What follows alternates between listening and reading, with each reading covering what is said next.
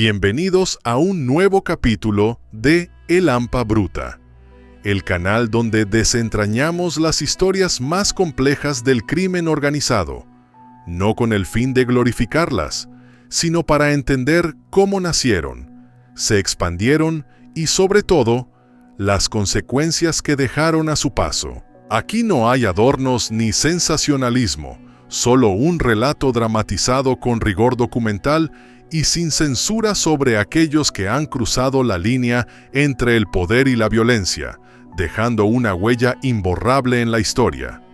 En este capítulo exploraremos la vida de Osiel Cárdenas Guillén, un hombre cuyo ascenso al liderazgo del Clan del Golfo fue marcado por una estrategia despiadada, alianzas peligrosas y una violencia sin límites, pero no exento de caídas, traiciones y, finalmente, de la justicia que lo alcanzó. Osiel Cárdenas Guillén, apodado El Mataamigos, fue una de las figuras más infames del crimen organizado en México.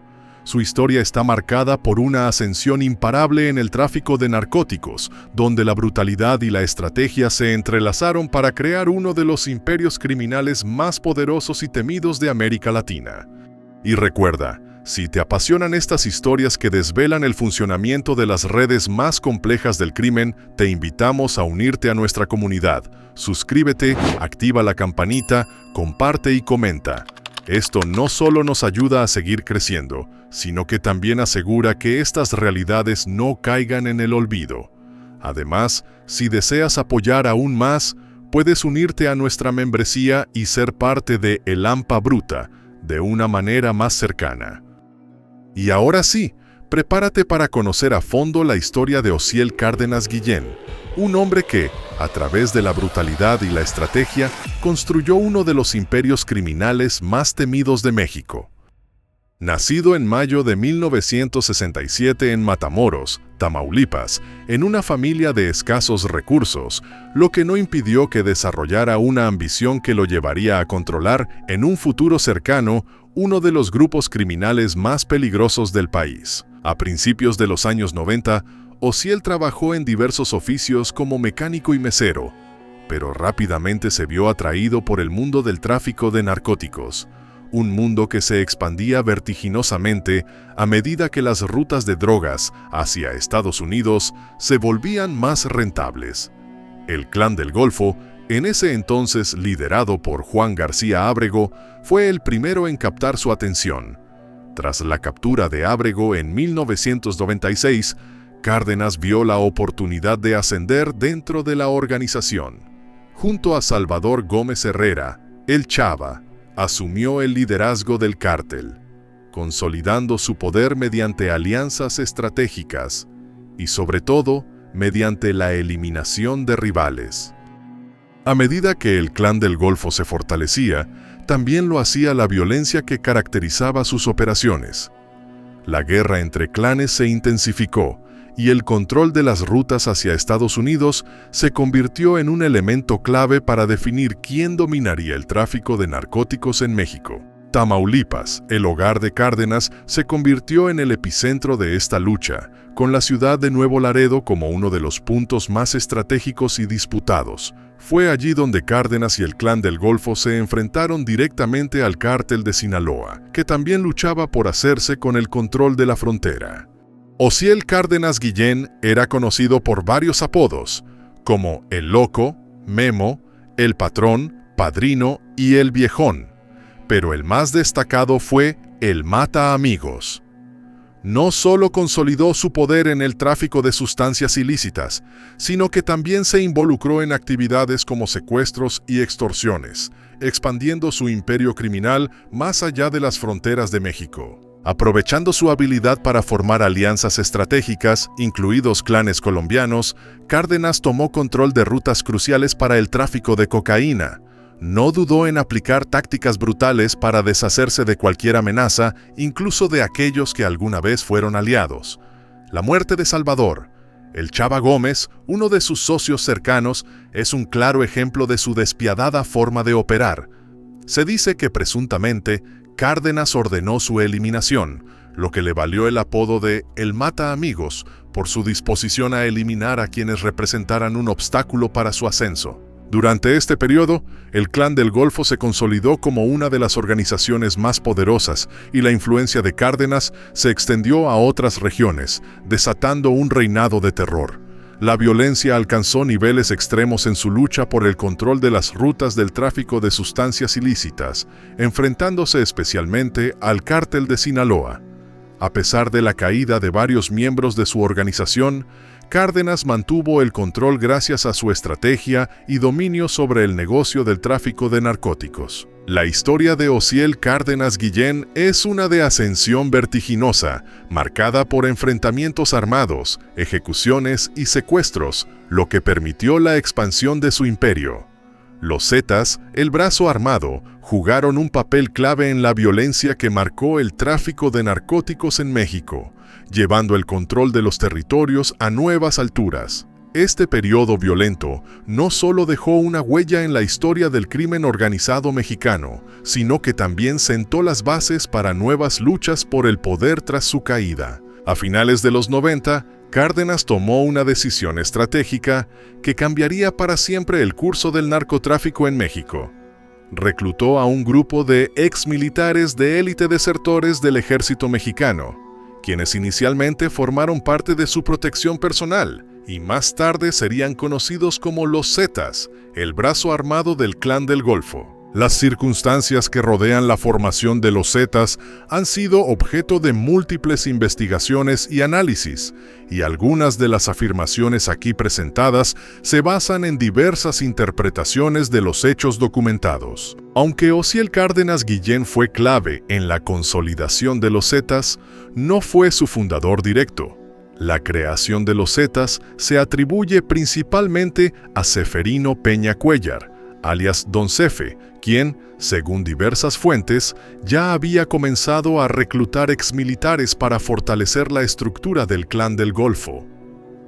Peña Cuéllar, quien ocupaba un rol destacado en la Policía Municipal de Miguel Alemán, Tamaulipas, fue clave en la formación del primer núcleo de exmilitares, entre los que se encontraba Arturo Guzmán de Sena, alias Z1, quien sería el encargado de liderar el grupo como su brazo armado. Aunque Guzmán de Sena y otros exmilitares tomaron el control operativo, Peña Cuéllar, conocido por su bajo perfil y su vinculación directa con Cárdenas, jugó un papel crucial en la organización inicial de los Zetas. Los Zetas no solo protegían a los líderes del Clan del Golfo, sino que principalmente eliminaban a sus rivales y realizaban las operaciones más violentas, como secuestros, ejecuciones y control territorial. Este paso le dio al Clan del Golfo una ventaja sin precedentes. Los Zetas no solo actuaban como sicarios, sino también como una máquina de violencia militarizada, capaz de enfrentarse con eficacia tanto a otros cárteles como a las autoridades mexicanas. Esto les permitió consolidar una especie de estado paralelo dentro de México, donde la ley solo existía a través de la fuerza de los Zetas. Con el tiempo, el Clan del Golfo no solo controlaba el tráfico de drogas, sino también el tráfico de armas, secuestros, extorsiones y el control de los mercados ilícitos.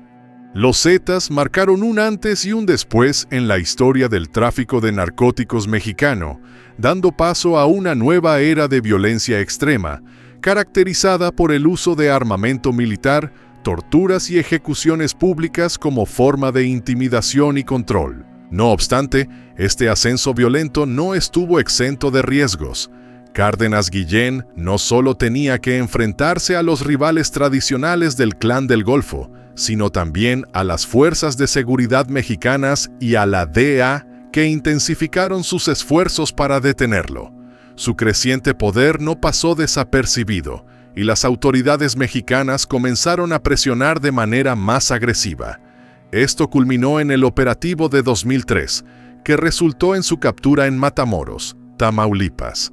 La detención de Cárdenas no solo marcó un hito en su carrera criminal, sino que también mostró que, incluso los líderes más poderosos pueden ser alcanzados por la justicia. A pesar de la captura de Osiel Cárdenas, el Clan del Golfo no se derrumbó. Los zetas continuaron con fuerza en su lucha por el control de los territorios. En los años posteriores, se independizaron para convertirse en un grupo criminal aún más temido, lo que marcó el fin del dominio absoluto del Clan del Golfo y dio paso a una nueva fase de conflictos y confrontaciones entre clanes rivales, donde la violencia alcanzaría niveles insostenibles.